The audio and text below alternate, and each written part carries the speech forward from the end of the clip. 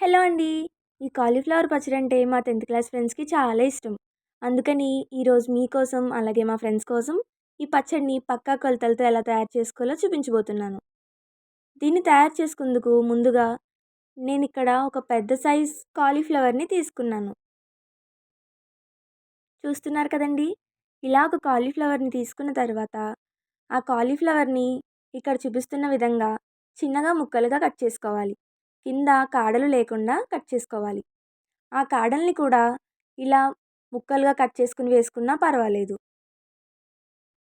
ఈ ముక్కల్ని మరీ పెద్దగా కట్ చేసుకోకూడదు. అలా అని మరీ చిన్నగా కట్ చేసుకోకూడదు. ఇక్కడ చూపిస్తున్న విధంగా సమానంగా కట్ చేసుకోవాలి.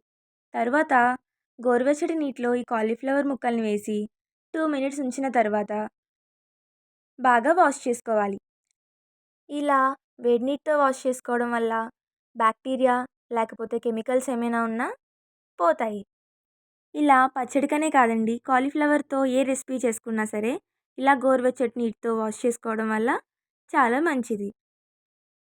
ఇప్పుడు ఇలా వాష్ చేసుకున్న తర్వాత, ఈ వాటర్‌ని ఒకసారి స్ట్రెయిన్ చేసుకొని, మరలా ఒకసారి నార్మల్ వాటర్‌తో వాష్ చేసుకోవాలి.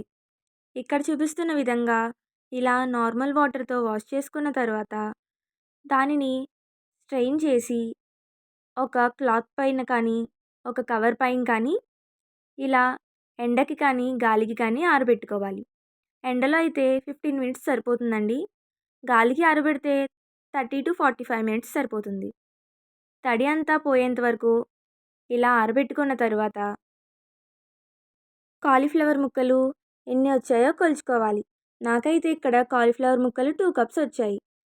2 కప్స్ కాలీఫ్లవర్ ముక్కలకి ముప్పావు కప్పు ఆవపిండి, అలాగే ముప్పావు కప్పు కారం అయితే కరెక్ట్‌గా సరిపోతుందండి.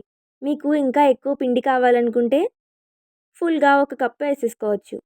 ఇప్పుడు పావు స్పూన్ పసుపు, అలాగే 1 టేబుల్ స్పూన్ నిమ్ముప్పు. ఈ నిమ్ముప్పు అనేది ఆప్షనల్ మాత్రమేనండి. ఇప్పుడు ఒకసారి బాగా కలుపుకోవాలి. ఇలా ఉండలు లేకుండా కలుపుకున్న తర్వాత దీనిలోకి అరపావు కప్పు ఉప్పు పడుతుందండి. ఈ ఉప్పు అయితే కరెక్ట్‌గా సరిపోతుంది. కొంచెం ఉప్పు ఎక్కువ తినేవాళ్ళు ఒక 2 టేబుల్ స్పూన్స్ ఎక్స్ట్రా యాడ్ చేసుకోవచ్చు. ఇప్పుడు వీటన్నిటిని బాగా ఒకసారి కలుపుకోవాలి. అలా కలుపుకున్న తరువాత మనం ముందుగానే కొలిచి పెట్టుకున్న కాలీఫ్లవర్ ముక్కల్ని ఈ కారంలోకి యాడ్ చేసుకోవాలి. ఇలా యాడ్ చేసుకుని మరలా ఒకసారి బాగా కలుపుకోవాలి.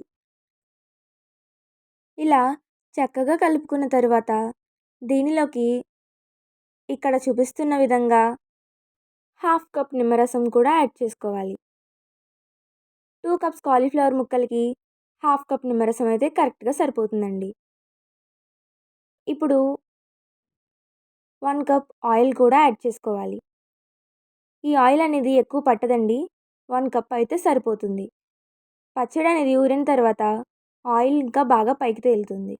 పచ్చడి స్టార్టింగ్‌లో ఇలా బ్లాక్ కలర్‌లోనే కనిపిస్తుందండి. ఊరిన తర్వాత కలర్ చేంజ్ అయ్యి రెడ్ కలర్‌లోకి వస్తుంది. చూసారు కదండీ! ఇంతే అండి.